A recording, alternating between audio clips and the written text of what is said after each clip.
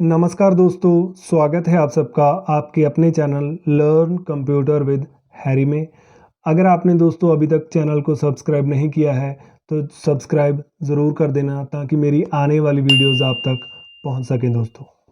दोस्तों आज हम सीखेंगे बाइनरी के बारे में या कह लीजिए बाइनरी भाषा के बारे में। तो कंप्यूटर को देख के या कंप्यूटर के बारे में सोच के एक सवाल मन में आता है कि जो कंप्यूटर है वो कौन सी भाषा समझता है। हम कंप्यूटर से काम करवाते हैं पर कंप्यूटर हमारी भाषा कैसे समझता है या कौन सी भाषा समझता है दोस्तों। तो या कह लीजिए दोस्तों ये सवाल आता है कि कंप्यूटर हमारी भाषा कैसे समझता है। क्या ये इंग्लिश समझता है? नहीं। हिंदी? नहीं। पंजाबी? नहीं। तो फिर कौन सी भाषा समझता है? कोई और भाषा समझता है? तो इसका जवाब है दोस्तों बाइनरी। कंप्यूटर हमेशा बाइनरी भाषा समझता है दोस्तों। यहाँ कह लीजिए बाइनरी का दूसरा नाम क्या है? Machine language. ऐसी भाषा जिसको मशीन समझ सकती है दोस्तों, बाइनरी भाषा या मशीन लैंग्वेज। तो कंप्यूटर एक मशीन है दोस्तों, तो ये किसी भाषा को कैसे समझ सकता है? तो दोस्तों कंप्यूटर मशीन होने के कारण किसी भी भाषा को नहीं समझ सकता, क्योंकि किसी भी मशीन को ले लीजिए, आपके घर में कोई मशीन है, उसको हम बोल के कुछ बताएंगे तो वो समझ तो नहीं पाएगी, क्योंकि मशीन कोई भी भाषा नहीं समझ सकती। मशीन क्या समझ सकती है? ओनली सिग्नल, संकेत। जैसे आपके घर में कोई भी डिवाइस है, कोई भी यंत्र है, कोई भी बिजली से चलने वाला यंत्र है, वो क्या समझता है? सिर्फ सिग्नल। स्विच हमने दबाई, ऑन हो गया, स्विच दोबारा से दबाई तो वो ऑफ हो गया। सिर्फ इन्हीं दो सिग्नल्स को समझता है वो, ऑन होना या ऑफ होना दोस्तों। तो दोस्तों आगे इन सवालों के जवाब हम देखते हैं कि बाइनरी भाषा होती क्या है आखिरकार। तो जो हमारे पास दो तरह की भाषा होती है, एक तो होती है नेचुरल लैंग्वेज, प्राकृतिक भाषा, जो है हमारी इंसानों की भाषा। हिंदी, इंग्लिश, पंजाबी, मराठी, तेलुगु, तमिल, कोई भी भाषा ले लीजिए, वो हमारी प्राकृतिक भाषा है दोस्तों। तो आगे आती है मशीन लैंग्वेज, मशीन की भाषा, वो भाषा जिसको मशीन समझती है। तो वो कौन सी भाषा है? बाइनरी, या कह लीजिए जिसको कंप्यूटर समझता है तो वो कौन सी भाषा है? Binary. In form of signals, ये किसके रूप में काम करती है? संकेतों के रूप में, सिग्नल्स के रूप में। सिग्नल आप समझते होंगे जैसे बिजली के सिग्नल होते हैं, तो बाइनरी हमेशा सिग्नल्स को समझती है दोस्तों। नेचुरल लैंग्वेज इंसानों की और मशीन लैंग्वेज कंप्यूटर की, बाइनरी। तो दोस्तों हमारे पास जो उत्तर आता है वो है कंप्यूटर हमेशा बाइनरी भाषा में काम करता है दोस्तों, बाइनरी ही समझता है। तो आखिरकार बाइनरी है क्या? बाइनरी काम कैसे करती है? कंप्यूटर इसको समझता कैसे है? तो आगे सवाल आता है, अगर कंप्यूटर बाइनरी समझता है तो हम कंप्यूटर को इंग्लिश में क्यों ऑपरेट करते हैं? अगर हम इंग्लिश में चलाते हैं कंप्यूटर को, क्योंकि कंप्यूटर का इंटरफेस हमारा इंग्लिश में है, तो वो इंग्लिश को कैसे एक्सेप्ट करता है कंप्यूटर? तो दोस्तों आइए देखते हैं इन सवालों के जवाब, थोड़ा और डिटेल में चलते हैं हम कि बाइनरी है क्या दोस्तों। बाइनरी एक ऐसी भाषा है दोस्तों जिसमें कंप्यूटर काम करता है, जिसको कंप्यूटर समझता है। कंप्यूटर सिर्फ बाइनरी को समझता है। दुनिया में एक ही भाषा है जिसको कंप्यूटर समझता है, वो है बाइनरी। इसको हम मशीन लैंग्वेज कह सकते हैं, इसको हम डिजिटल लैंग्वेज भी कह सकते हैं। ये हमेशा सिग्नल्स के रूप में काम करती है दोस्तों। तो आइए आगे देखते हैं हम स्ट्रक्चर। किसी भी भाषा में कुछ भी लिखने के लिए हमारे पास कुछ अक्षर होने चाहिए दोस्तों। जैसे इंग्लिश में हमारे पास 26 अक्षर होते हैं, पंजाबी में 35, हिंदी में 45। ऐसे ही और भाषाओं में कुछ अक्षर होते हैं हमारे पास, जिनसे शब्द, पैराज और काफ़ी हद तक जो भी हमारा लिखने का मटेरियल है उन अक्षरों से बनता है दोस्तों। तो वैसे बाइनरी में कितने अक्षर हैं? 2। जी हाँ दोस्तों, सिर्फ 2 अक्षर। बाइनरी सिर्फ 2 अक्षर से काम करती है दोस्तों। तो वो 2 अक्षर कौन कौन से हैं? 0 और 1। हाँ जी, बाइनरी हमेशा 2 अक्षरों में काम करती है, 0 और 1 में। इसके अल्फ़ाबेट में सिर्फ 2 डिजिट हैं, 0 और 1। तो बाइनरी भाषा में दोस्तों जो भी कुछ लिखा जाता है, जो भी काम किया जाता है, वो हमेशा किस में होता है? सिर्फ 2 अक्षरों में, 0 और 1 में। जैसे नीचे आपको कुछ नंबर्स दिख रहे हैं दोस्तों, ये क्या है? ये सारे बाइनरी भाषा के हैं। जैसे लिखा है पहले नंबर पर 0 1 0 0 1 1 1 0, आगे है 1 1 0 1 0 1 1 1 0, आगे 1 0 1 0, आगे 0 1 0 1। तो ये सारे हैं जो ये बाइनरी भाषा में है। इसको हम नहीं समझ सकते कि ये क्या लिखा है। हमारे हिसाब से तो ये जो अंक लिखे हुए हैं जिनका मतलब 1-0 है, पर इनका मतलब 1 और 0 नहीं होता। ये कंप्यूटर के कुछ सिग्नल होते हैं। कंप्यूटर में जो भी हम डाटा भरा जाता है कंप्यूटर में, वो इस रूप में होता है दोस्तों। तो ये बाइनरी भाषा की एक एग्जांपल थी कि बाइनरी भाषा इस तरह से होती है दोस्तों। तो आइए आगे देखते हैं कि ये 0 और 1 होता क्या है दोस्तों।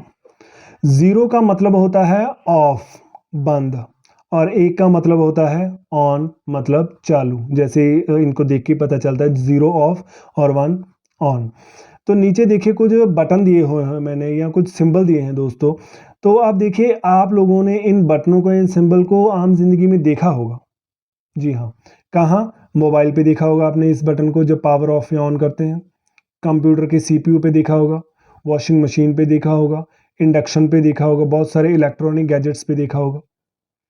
तो ये होता क्या है दोस्तों, असल में ये जो सिंबल है, ये जो बटन है, ये इटसेल्फ अपने आप में बाइनरी भाषा को रिप्रेजेंट करता है दोस्तों। तो यहाँ देखिए दोस्तों, ये जो बाहर का चक्कर है, ये गोला है, जो सर्कल है दोस्तों, ये क्या दर्शाता है? ये 0 की तरह दिखता है दोस्तों। तो ये क्या होगा हमारा? 0 मतलब ऑफ। तो आगे ये जो अंदर इसके है वो है 1, 1, तो वो क्या हो गया? ऑन। तो ये जो सिंबल है दोस्तों, ये 1 और 0 का एक कॉम्बिनेशन है दोस्तों। मतलब 1 0, 1 मतलब ऑन, 0 मतलब ऑफ। तो यही दो सिग्नल है जो हम मशीन को देते हैं दोस्तों। तो ये एक तरह से बाइनरी भाषा को रिप्रेजेंट करता है दोस्तों, 0 और 1। तो बाइनरी में चाहे आपको अल्फ़ाबेट लिखने हैं दोस्तों, कंप्यूटर में चाहे आपको अल्फ़ाबेट लिखने A B C up to Z, या नंबर लिखने 1 2 3 अप टू 9 और 0, या कोई और तरह का डाटा लिखना है, तो वो हमेशा 0 और 1 में लिखा जाता है, और 0 और 1 में ही प्रोसेस किया जाता है दोस्तों। और कोई भी अक्षर नहीं होता, सिर्फ 0 और 1 होता है। तो जिस तरह से दोस्तों हमारे भाषा में अक्षर होते हैं, उनको मिलाकर शब्द बनते हैं, फिर पैरा बनते हैं, पैराग्राफ्स, और आगे बड़े बड़े हम ऐसे लेख लिखते हैं दोस्तों। तो वैसे बाइनरी भाषा की जो बेसिक इकाइयां हैं, यूनिट्स हैं, वो कौन कौन सी हैं दोस्तों, आइए देखते हैं। तो सबसे पहले है दोस्तों बिट। इसका पूरा नाम है बाइनरी डिजिट। ये एक सिंगल अक्षर होता है दोस्तों, और सिंगल डिजिट 0 हो सकता है, 1 हो सकता है। उसके बाद दूसरे नंबर पर आता है nibble, group of 4 bits, 4 bits का समूह दोस्तों। जैसे एग्जांपल है 1011, स्क्रीन पर आपको दिख रहा है। तो ये 4 बिट्स का समूह क्या बन गया? हमारा निब्बल। उसके आगे बड़ी इकाई का आ गई हमारे निब्बल से आगे बाइट, ग्रुप ऑफ 8 बिट्स। जब 8 बिट्स को मिला दिया जाता है तो वो एक बाइट बन जाता है। जैसे एग्जांपल है, आपको स्क्रीन पर दिख रही है 1 1 0 1 0 0 1 0। तो इस पूरे नंबर में 8 बिट्स हो गए हमारे, 8 बिट्स दोस्तों, याद रखना बिट्स। 0 हो सकता है, 1 हो सकता है। तो 8 बिट्स को मिला के क्या बन गया हमारा? बाइट। आगे आ गया केबी, किलो बाइट। 1024 बाइट्स को मिलाकर एक केबी बनता है। आगे एमबी, मेगाबाइट। तो दोस्तों एमबी आपने यूजुअली सुना होगा आमतौर पर, आपको जब आप नेट चलाते हो फ़ोन पे या डाटा यूज़ करते हो तो वो एमबी में यूज़ होता है दोस्तों, तो आपने सुना होगा एमबी, मेगाबाइट। तो एक एमबी किसके बराबर होता है? 1024 केबी। 1024 केबी को मिलाकर एक एमबी बनता है। उसके बाद जीबी। जी हाँ, हमारा जो मोबाइल में डाटा है वो जीबी में मिलता है हमें, या जब मोबाइल खरीदते हैं तो इसकी रैम या हार्ड डिस्क हम जीबी में ही देखते हैं। तो जीबी का मतलब क्या होता है? गीगाबाइट। 1024 एमबी को मिलाकर एक गीगाबाइट बनता है दोस्तों। तो उसके आगे देखिए दोस्तों टीबी, टेराबाइट। 1024 जीबी को मिलाकर क्या बनता है दोस्तों? हमारा एक टीबी, एक टेराबाइट। उसके आगे आ गया दोस्तों हमारी अगली बड़ी इकाई बाइनरी की, पीबी, पेटाबाइट। 1024 टीबी किसके बराबर होंगे? एक पीबी के। मतलब एक पीबी कब बनता है? जब 1024 टीबी हमारे मिल जाते हैं। उसके आगे जो एक दो और इकाइयाँ हैं वो हम कम सुनने में मिलती हैं हमें, तो फिर भी आपकी नॉलेज के लिए मैं बता रहा हूँ। उसके बाद हमारे पास आ गया जो वो है ईबी, एक्साबाइट। तो ये क्या होता है दोस्तों? एक ईबी किसके बराबर है दोस्तों? 1024 पीबी मतलब पेटाबाइट को मिलाकर एक ईबी बनता है हमारा। और उसके बाद अगली इकाई आ गई हमारी जीबी या जेडबी, जेटाबाइट। ये क्या होता है? 1024 ईबी को मिलाकर हमारा एक जीबी बनता है दोस्तों। और आखिर में क्या इकाई आ गई हमारी दोस्तों? Yottabyte, Y B. 1024 जीबी को मिलाकर 1 योटाबाइट बनता है दोस्तों हमारा। तो आगे देखिए सारांश में मैंने स्क्रीन पर दिखाया है आपको। बिट एक सिंगल डिजिट 0 और 1, nibble 4 bits, byte 8 bits, kilobyte 1024 byte, megabyte आगे आगे हमारा मेगाबाइट 1024 केबी, उसके बाद जीबी हो गया हमारा 1024 एमबी को मिलाकर, उसके आगे टीबी 1024 जीबी को मिलाकर, आगे पीबी 1024 टीबी को मिलाकर, आगे ईबी 1024 पीबी को मिलाकर, फिर जेडबी 1024 ईबी को मिलाकर, और अंत में 1024 जीबी को मिलाकर मतलब जेडबी को मिलाकर वाईबी 1 योटाबाइट बनता है दोस्तों। तो दोस्तों आइए देखते हैं कि बाइनरी जो है हमेशा 0 और 1 में काम करता है दोस्तों। इनफैक्ट जो कंप्यूटर है वो समझता भी 0 और 1 को है और काम भी 0 और 1 में करता है, मतलब सिग्नल्स में 1 ऑन और 0 ऑफ में।